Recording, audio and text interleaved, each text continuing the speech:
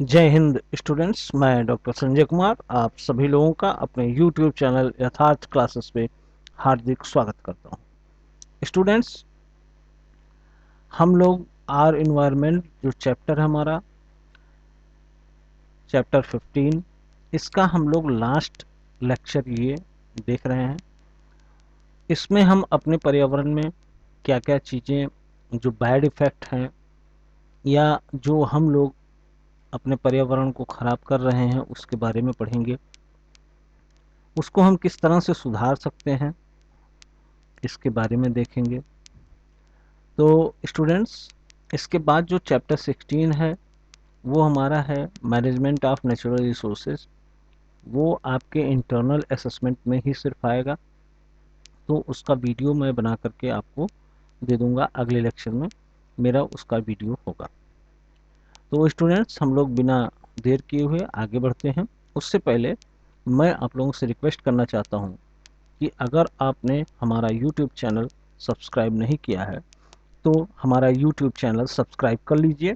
साथ ही साथ bell icon को भी प्रेस कर दीजिए ताकि हमारी वीडियोस के नोटिफिकेशन आपको टाइम टू टाइम मिलते रहें। स्टूडेंट्स, हम लोग आगे बढ़ते हैं। तो सबसे पहले हम लोग ये देखते हैं कि how do our activity affect the environment. हमारी कौन सी एक्टिविटी है जिसके कारण से हम अपने इन्वायरमेंट को दूषित कर रहे हैं, प्रभावित कर रहे हैं। तो अभी हम लोग उन एक्टिविटीज़ के बारे में देखेंगे। तो changes in environment affect us our activity, change the environmental environment is the polluted beyond the capacity. देखिए, जो भी चीज़ें हम अपने एनवायरनमेंट में कर रहे हैं या जो भी वेस्ट प्रोडक्ट हम जो है एनवायरनमेंट में डाल रहे हैं, तो नेचर की एक कैपेसिटी है। उस कैपेसिटी के बियॉन्ड जो है हम लोग चीज़ों को उसमें वेस्ट प्रोडक्ट को डाल रहे हैं, जिसकी वजह से नेचर उनको जो है वो बैलेंस नहीं कर पा रही है, यानी उनको रिफ्रेश जैसे कहते हैं वो चीज़ नहीं कर पा रही है। अगर हम एक लिमिटेड अमाउंट में जो वेस्ट है उसको अगर जो अपने नेचर में हम डिस्पोज करें तो नेचर उसको अपने तरीके से वो रिसाइकिल कर सकती है, उसको जो है ओवरकम कर सकती है। लेकिन नेचर की कैपेसिटी से जब बाहर कोई चीज़ें हो जाती हैं तो वो रिसाइकिल नहीं हो पाती हैं। आर एक्टिविटी जो है, हमारी जो एक्टिविटी है वो पोल्यूट कर रही है इन्वायरमेंट को इन वेरियस वे, अलग अलग तरीके से जो है वो पोल्यूट कर रही है। चाहे वो, उसके बारे में अभी हम लोग आगे चर्चा करेंगे कौन कौन से जो है चीज़ें हैं जो कि पोल्यूट कर रही हैं हमारे इन्वायरमेंट में। और उसमें सबसे बड़ा जो है वो है आपका डिप्लीशन ऑफ ओजोन लेयर। जो ओजोन की लेयर है हमारे धरती के चारों ओर एक मोटी परत बनी हुई है ओजोन की। इस ओजोन लेयर में छेद होना या ओजोन लेयर का यहाँ से हट जाना ही एक सबसे बड़ा जो है कारण है। और दूसरा है disposal of waste.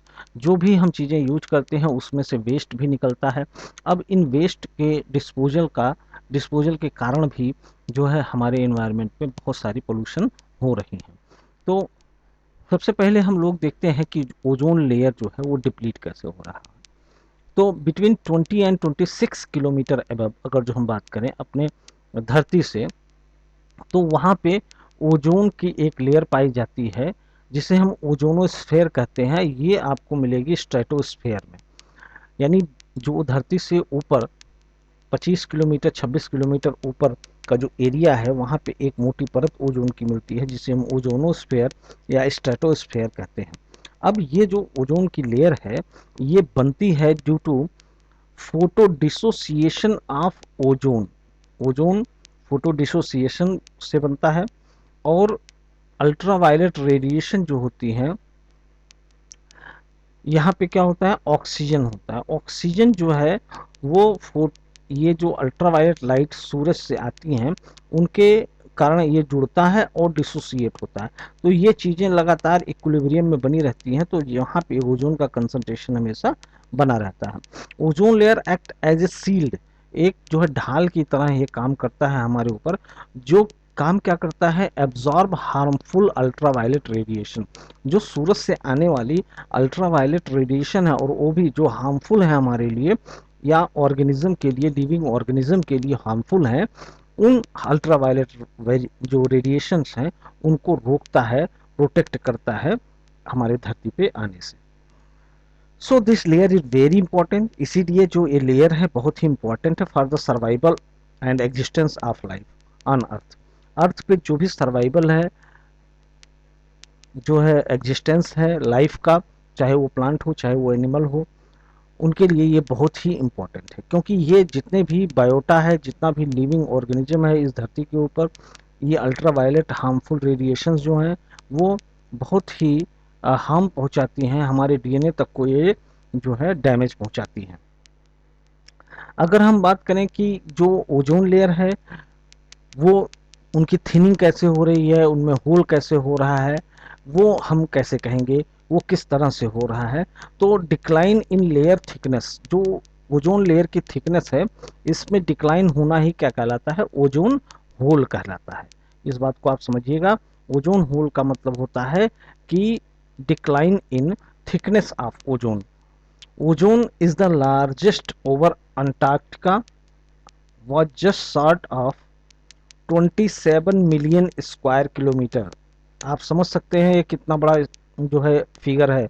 27 million square kilometre का जो एरिया है अंटार्कटिका पे, वहाँ पे ओजोन जो है वो पूरी तरह से हट चुका है या बहुत ही लेयर पतली हो गई है, जिसके कारण से वहाँ पे प्रेजेंट जो लाइफ है वो डेंजर में है। ये बात है, ये जो आपका एरिया दिखाया गया है ये लिया गया था 2003 का है ये डेटा। Main chemical to be responsible for destruction of ozone layer. Ozone layer के लिए जो मेन केमिकल्स हैं वो कौन कौन से हैं जो कि डिस्ट्रक्ट करती हैं हमारे ओजोन को? Chlorofluorocarbons, halogens, methane and nitrous oxide. इसमें से सबसे ज़्यादा जो है वो क्लोरोफ्लोरोकार्बन है।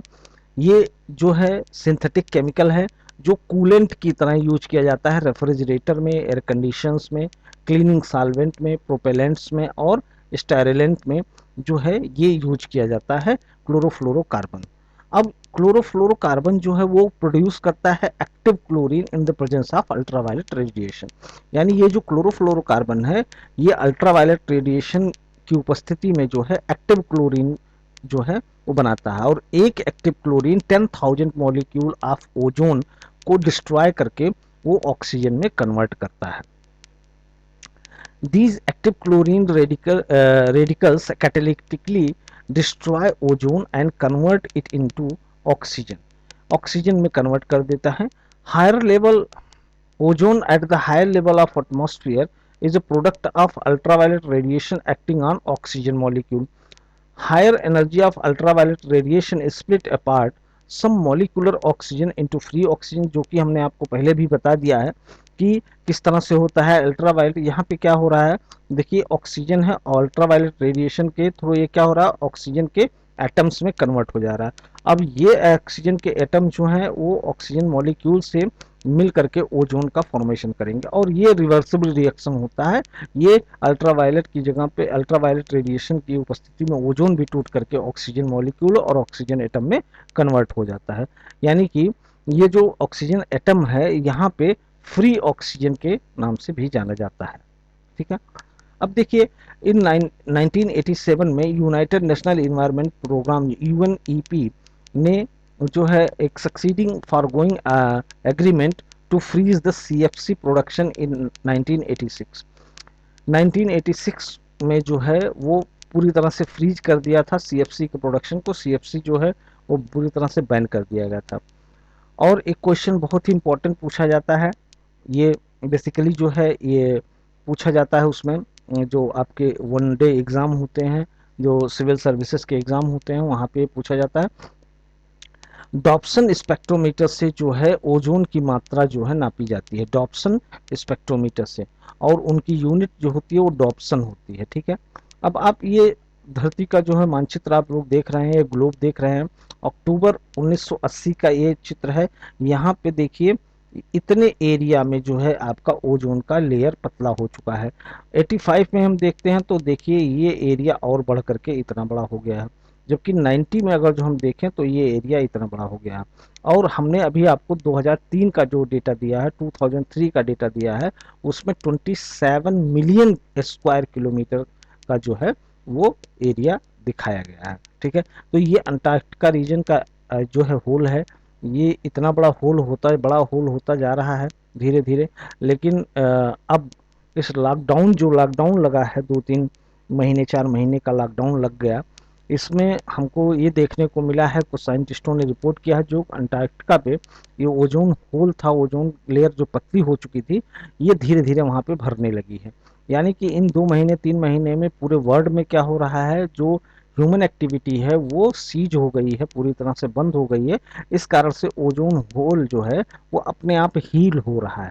अगर इसको देखते हुए हम लोग ये भी कह सकते हैं कि ये जो ओजोन होल हो रहा है या पूरे इस धरती पर डिस्ट्रक्शन हो रहा है, तो वो डिस्ट्रक्शन अगर जो ह्यूमन एक्टिविटी रोक दिया जाए तो सारे डिस्ट्रक्शन जो है वो बंद हो जाएंगे, सभी डिस्ट्रक्शन जो है खत्म हो जाएंगे, वो अपने आप धरती उनको हील कर सकती है।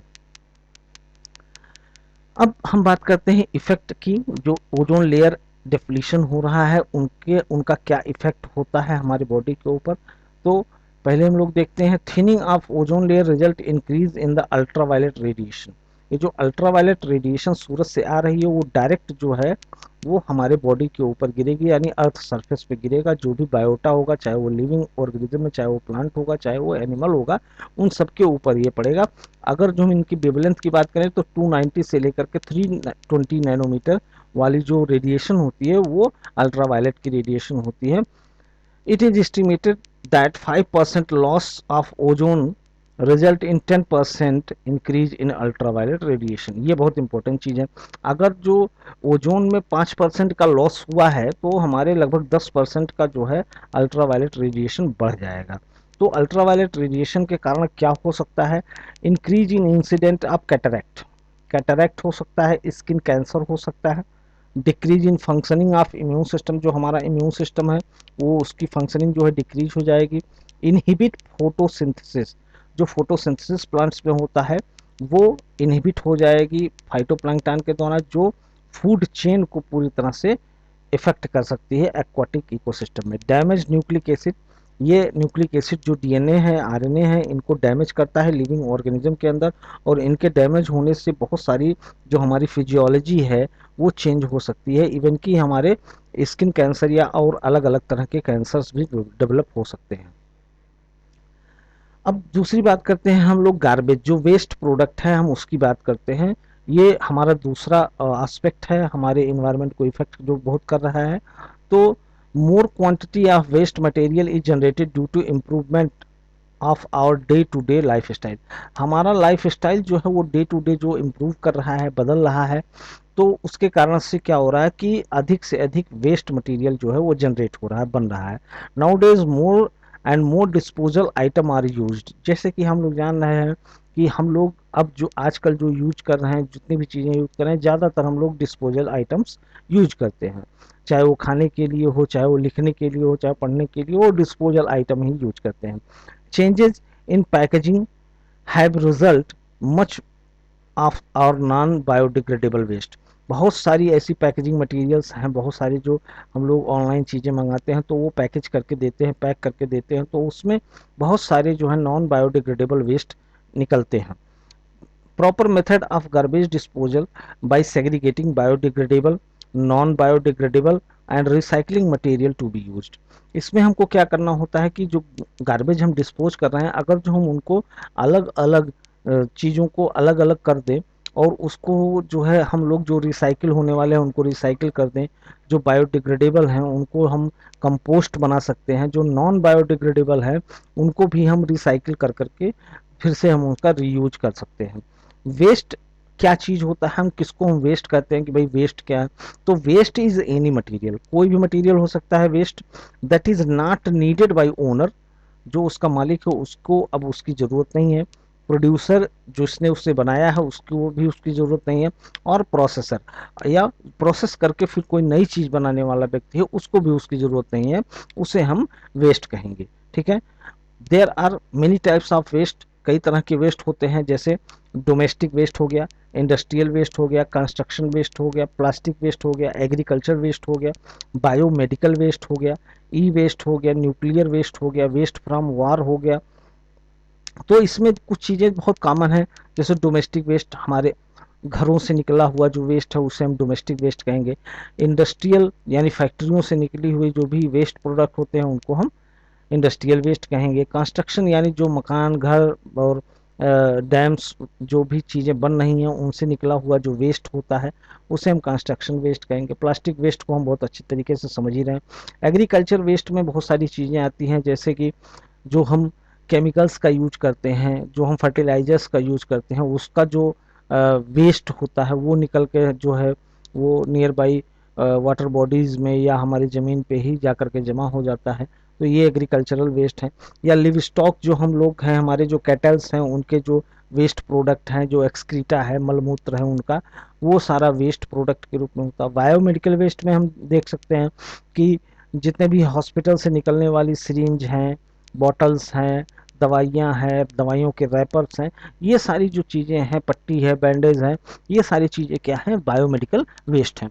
ई वेस्ट आपने पहले नहीं सुना होगा, लेकिन ई वेस्ट भी होता है। हम लोग आजकल जितने भी इलेक्ट्रॉनिक डिवाइसेस का उपयोग करते हैं, तो इलेक्ट्रॉनिक डिवाइसेस का एक लाइफ टाइम होता है।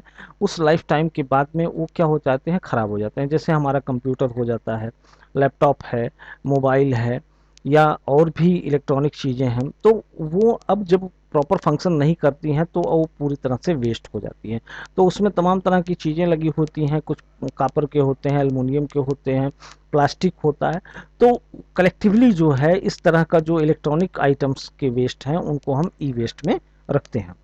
न्यूक्लियर वेस्ट में जो भी जो रेडियो एक्टिव केमिकल्स हैं या रेडियो एक्टिव जो संयंत्र लगे हुए हैं, हमारे देश के अंदर तमाम तरह के रेडियो एक्टिव संयंत्र लगे हुए हैं, उनसे जो निकला हुआ वेस्ट है उन्हें हम न्यूक्लियर वेस्ट कहते हैं।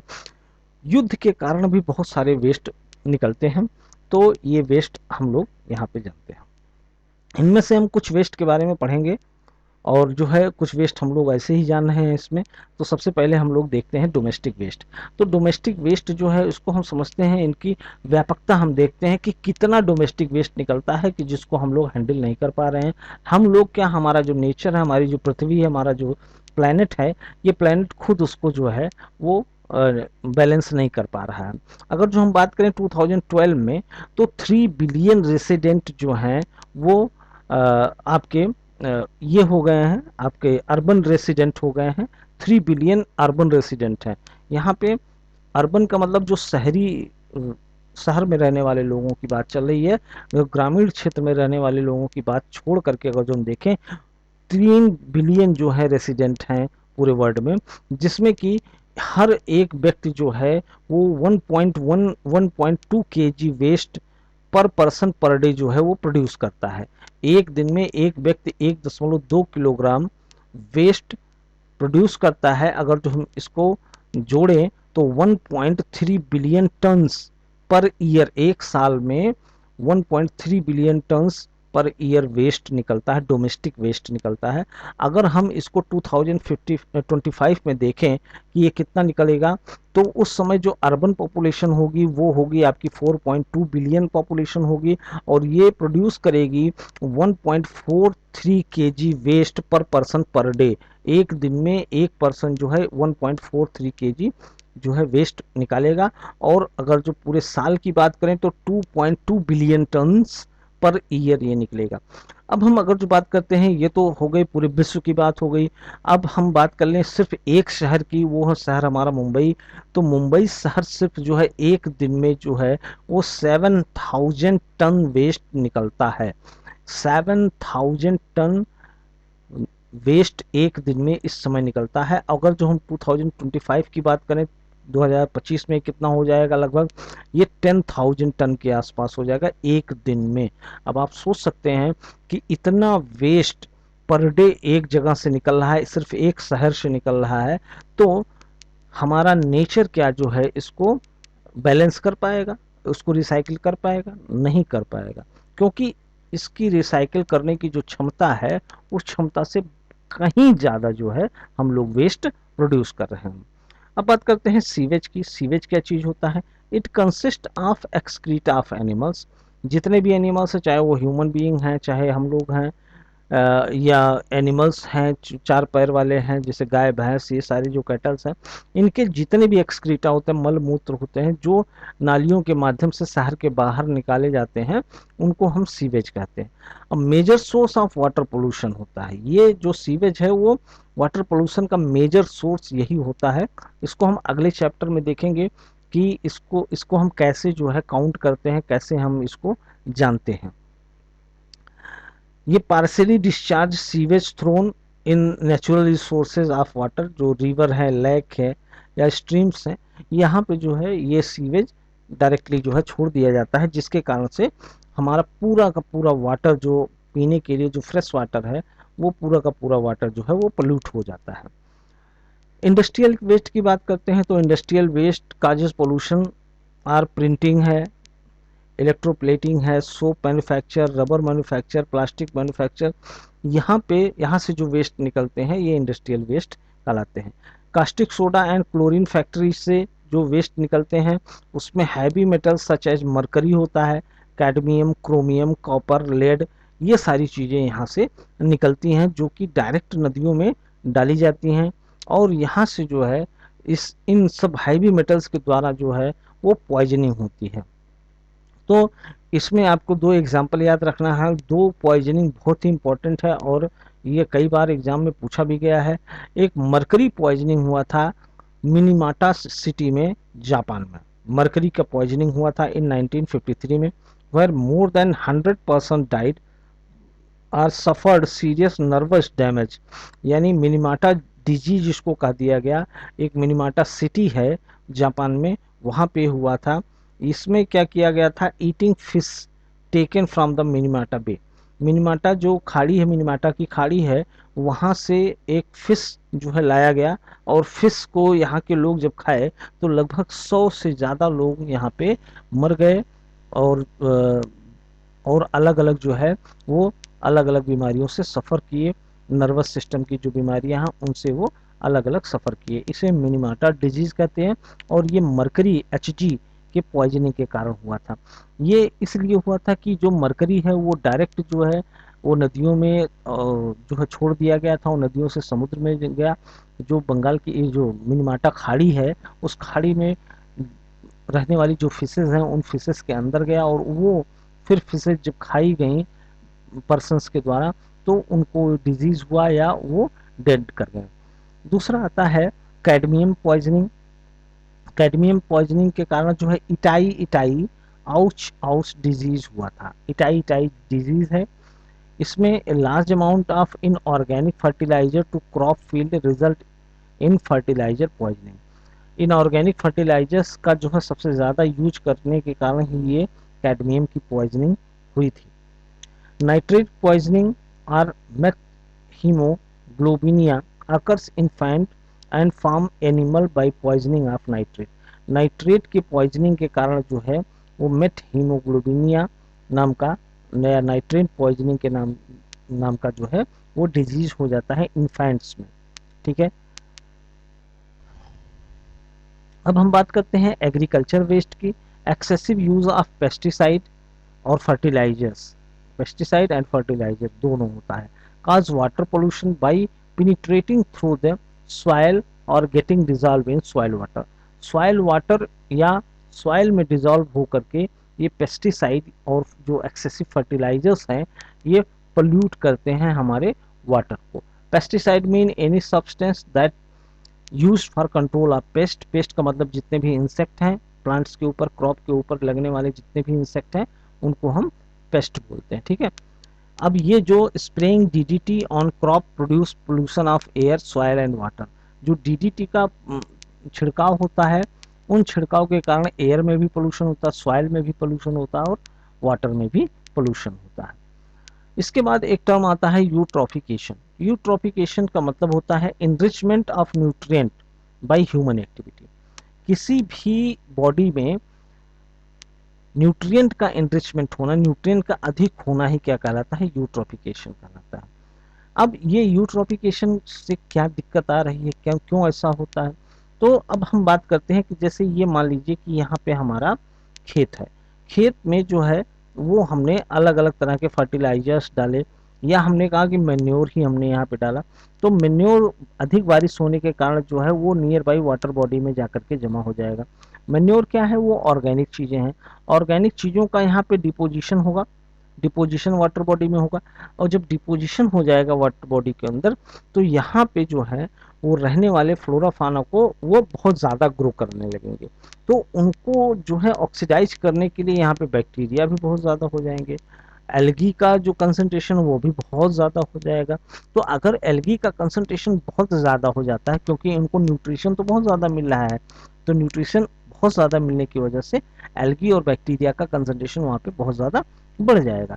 तो एल्गी का कंसंट्रेशन बढ़ जाने की वजह से तो सरफेस पे जो है वो एक एल्गी का एक लेयर बन जाएगा। ठीक है, इस लेयर बनने के कारण क्या होगा कि जो लाइट ऊपर से नीचे की तरफ आ रही है इस वाटर बॉडी में अंदर की तरफ लाइट नहीं जाएगी, और यहाँ पे जो डिजॉल्व ऑक्सीजन है वो उतना ही रह जाएगा, बाहर से यहाँ पे किसी भी तरह का डिजॉल्व ऑक्सीजन नहीं आ पाएगा। तो जितने भी ऑर्गेनिज्म है वो जो ऑक्सीजन है उसको वो यूज करते रहेंगे, और यूज करते करते खत्म कर देंगे। जब वो ऑक्सीजन भी खत्म हो जाएगा तो वहाँ के जो एनिमल्स हैं और प्लांट हैं वो क्या है, धीरे धीरे मरने लगेंगे।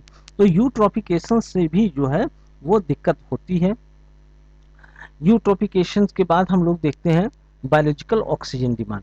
जब यूट्रॉफिकेशन ज़्यादा हो जाता है, यानी किसी भी, यहाँ पे देखिए ये एल्गल ब्लूम का ये जो फोटो है वो है किसी पॉन्ड में एक पूरी तरह से जो है एल्गी का एक लेयर जो है इसके ऊपर छा जाता है, जिसके कारण से अंदर रहने वाले जो एनिमल्स हैं, प्लांट्स हैं, उनको जो है ना तो प्रॉपर लाइट मिल पाती है, ना ही ऑक्सीजन मिल पाता है, जिसके कारण से वो मर जाते हैं। ठीक है, तो ये भी एक पोल्यूशन का कारण है। अब बात करते हैं हम ये बायोलॉजिकल ऑक्सीजन डिमांड की। तो बायोलॉजिकल ऑक्सीजन डिमांड जो है वो क्या है, तो amount of oxygen require for the biological oxidation by microbe in any unit volume of water. ठीक है, तो यूनिट वॉल्यूम ऑफ वाटर में माइक्रोब के द्वारा जो ऑर्गेनिक चीजें हैं उनका ऑक्सीडेशन करने के लिए जितना ऑक्सीजन रिक्वायर होता है उसे हम क्या कहते हैं, बीओडी कहते हैं। ध्यान ध्यान दीजिएगा, यूनिट वॉल्यूम ऑफ वाटर में माइक्रोब्स के द्वारा, मतलब बैक्टीरिया के द्वारा, माइक्रोब्स के द्वारा जितनी भी ऑर्गेनिक चीजें हैं उन ऑर्गेनिक चीजों का ऑक्सीडेशन करने के लिए जितना ऑक्सीजन रिक्वायरमेंट होता है उसे हम बायोलॉजिकल ऑक्सीजन डिमांड कहते हैं। Greater the amount of organic matter in water, किसी वाटर बॉडी में अगर ऑर्गेनिक मैटर की ज़्यादा जो है वो अमाउंट होगी तो वहाँ का बीओडी भी क्या हो जाएगा, ज़्यादा हो जाएगा, क्योंकि ज़्यादा ऑर्गेनिक मैटर है तो ज़्यादा माइक्रोब होंगे, और माइक्रोब को ज़्यादा ऑक्सीजन चाहिए उस ऑर्गेनिक मैटर को तोड़ने के लिए, तो ऑक्सीजन का डिमांड जो है वो क्या हो जाएगा, बढ़ जाएगा। तो उसी को हम कहते हैं बायोलॉजिकल ऑक्सीजन डिमांड। तो BOD is higher in the polluted sewage water, जो सीवेज वाटर होता है जो पोल्यूटेड है उसमें उसकी जो बीओडी होती है वो सबसे ज़्यादा होती है, and is connected with both microbes and the organic matter. ये जो बीओडी होता है वो दोनों के, यानी ऑर्गेनिक मैटर और माइक्रोब के से कनेक्टेड होता है। ठीक है, अगर जो हम देखें 1 और 2 बीओडी का लेवल मिलीग्राम पर लीटर की बात चल रही है यहाँ पे, अगर 1 और 2 के बीच में है तो ये वेरी गुड है, बहुत अच्छा है। यहाँ पे लाइट और ऑक्सीजन की सप्लाई ऑर्गेनिक मैटर जो प्रेजेंट है उसमें बहुत कम है, और जो ऑक्सीजन की सप्लाई है, ऑक्सीजन जो है वो पूरे अच्छे तरीके से है। 3 से 5 के बीच में है तो मॉडरेटली क्लीन जो है वाटर है। अगर 6 से 9 के बीच में है तो ये पुअर है, समव्हाट पोल्यूटेड, कुछ पोल्यूशन है उसमें। जबकि अगर जो मोर हंड्रेड्स या मोर है उसे तो वेरी पुअर, यानी सबसे ज़्यादा पोल्यूटेड है, इसमें ऑर्गेनिक मैटर बहुत ज़्यादा प्रेजेंट है।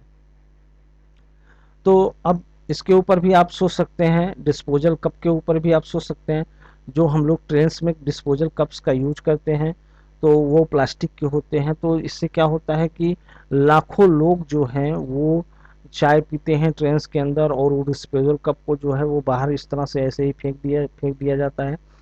इससे जो है क्या हो रहा है कि प्लास्टिक जो है वो पूरी तरह से हर जगह पे जा करके छा जा रहा है और हमारे सॉइल को इनफर्टाइल कर दे रहा है। तो इसकी जगह पे क्या किया गया कि कुल्हड़ का उपयोग किया गया। कुल्हड़ जो है मिट्टी का बना होता है, मिट्टी के बने होने के कारण जो है वो हमारे सॉइल को किसी भी तरह से पोल्यूट नहीं करता है और ये फिर से सॉइल में मिल जाता है।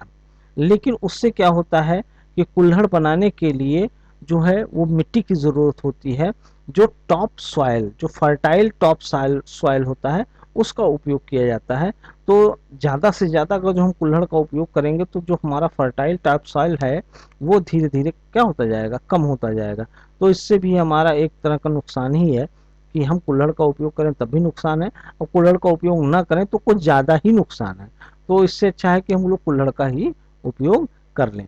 तो पेपर कप का अब आप थोड़ा सा डिसाइड कीजिए कि जो पेपर कप है उनका यूज करना चाहिए, या जो डिस्पोजल प्लास्टिक कप है उनका यूज करना चाहिए, या कुल्हड़ का यूज करना चाहिए, ये आप लोग खुद ही तय कीजिए।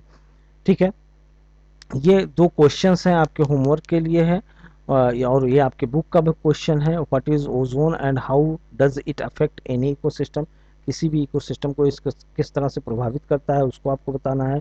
How can you help reducing the problem of waste disposal, waste disposal की प्रॉब्लम को आप कैसे जो है वो रिड्यूस कर सकते हैं। गिव एनी टू मेथड, दो मेथड आपको बताने हैं। ठीक है, तो इस ये जो क्वेश्चन है इसको आप लोग अपने कॉपी में इसका होमवर्क के रूप में इसको नोट कर लीजिएगा, और सारा लेक्चर आप लोग जो है वो पूरी तरह से नोट कर लीजिएगा। तो आज के लिए बस इतना ही। वीडियो आपको अच्छा लगा हो तो हमारे वीडियोस को लाइक करिएगा, साथ ही साथ इसको शेयर भी कर दीजिएगा। हमारे इस यूट्यूब चैनल को सब्सक्राइब कर लीजिए, बेल आइकन को प्रेस कर दीजिए ताकि हमारी वीडियोस के नोटिफिकेशन आपको मिलते रहें। Thank you very much. जय हिंद, जय भारत।